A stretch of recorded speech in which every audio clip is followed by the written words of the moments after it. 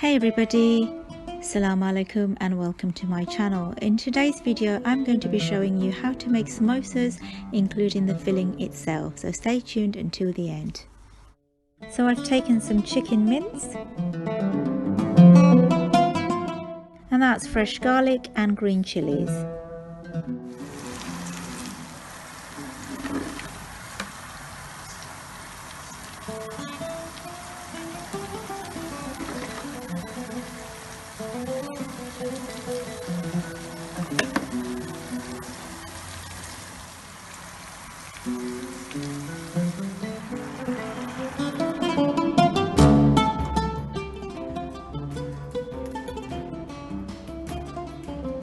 Once the chicken has turned all white, it's time to add in the spices and the herbs. I have kept it pretty mild, so that's about a half teaspoon of each different spice. That's turmeric, coriander, cumin and madras curry powder, as well as some paprika. Feel free to add black pepper, chili flakes or any other herbs of your choice that would enhance the taste. Cook on medium heat until all the water from the bottom of the pan has dried, then turn off the gas. The filling is then ready. So whilst the filling is cooling down, it's time to make some glue for the samosas, and that is a paste made out from plain flour and some water. I don't have a specific measurement for this, but what I normally do is just add a little water at a time until I get the right consistency.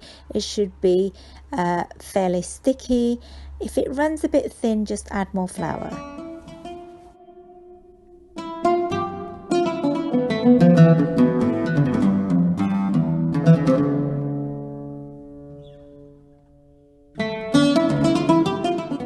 So I'm using a ready-made pastry pad, and I bought this from our local Tesco. They're easily available from various different supermarkets here in the UK.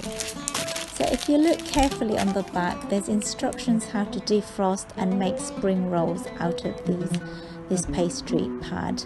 I like to leave it in my refrigerator overnight and then make the samosas or the spring rolls the next morning. It's really up to you as to how many sections you want to cut the samosa pad into. We tend to go for either 4 or 3. 3 means that the samosas are going to be a little larger than the standard size, and that's what I've opted to do this time.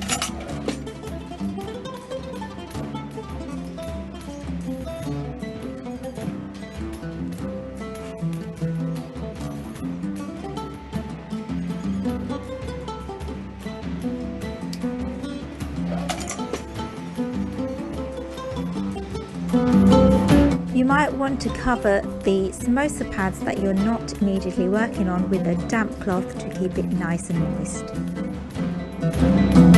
I like to use 2 sheets of pastry for each samosa. That way less oil gets to go inside and it's nice and crispy.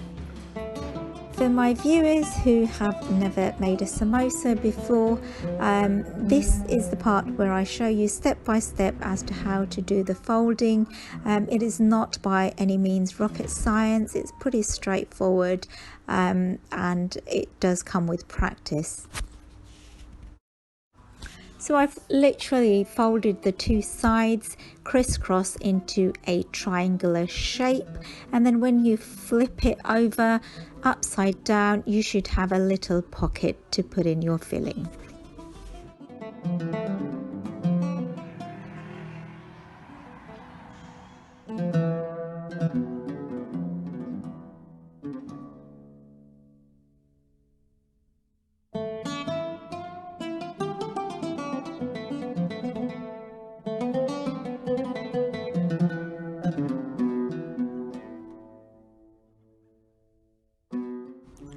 Once you've stuffed it with the filling, it's then a matter of applying the paste and closing all the sides.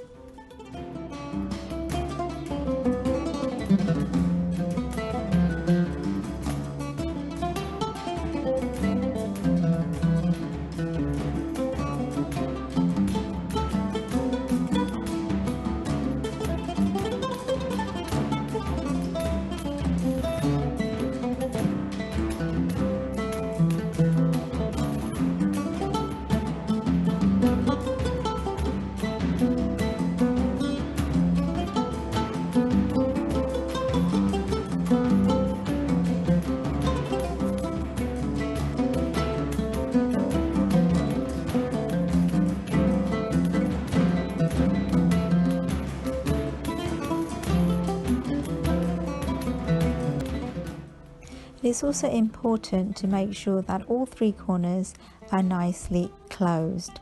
If you've got gaps or holes, it would mean excessive oil will go inside when coming to frying. And here is a little recap of how I close the sides.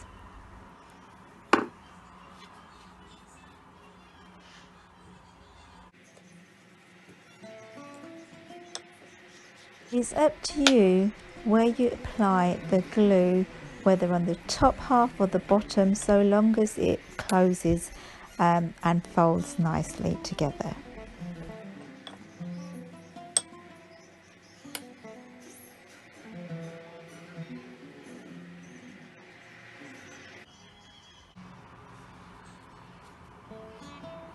If you find that the pastry edges have gone a little stiff or hard, you can always snip it off with a pair of scissors.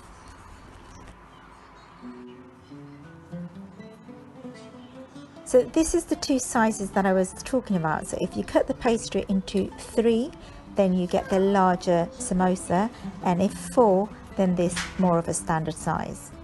For storage, I like to freeze them until each samosa has gone nice and hard, and then place them inside Ziploc bags, and that way they do not break.